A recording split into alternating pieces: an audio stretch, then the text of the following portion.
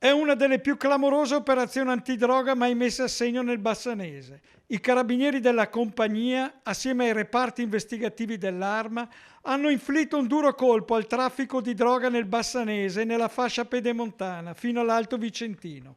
I carabinieri hanno sequestrato ben 683 kg di hashish e arrestato un cittadino marocchino di 44 anni, senza fissa dimora.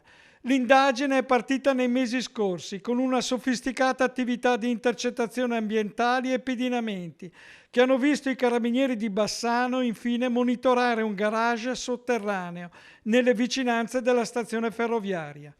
Al centro dell'attenzione un furgone nero, visto sostare davanti a uno specifico box. I militari si sono messi sulle tracce del mezzo, intercettandolo mentre lasciava il centro cittadino in direzione della Pedemontana e verso Colceresa.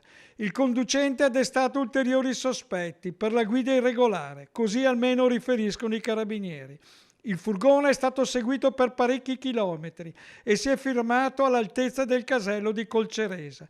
Durante il controllo nell'abitacolo i detective hanno notato una grossa borsa lasciata aperta, contenente numerosi panetti di hashish.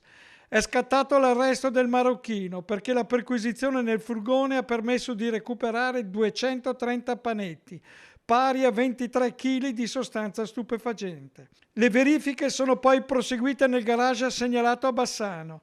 All'interno del box erano nascosti altri 660 kg di hashish, confezionati in panetti identici a quelli trovati sul furgone. Il cittadino marocchino, su ordine del magistrato di turno della Procura di Vicenza, è stato condotto nel carcere di San Pio X. Il GIP ha quindi convalidato l'arresto disponendo la custodia cautelare in cella.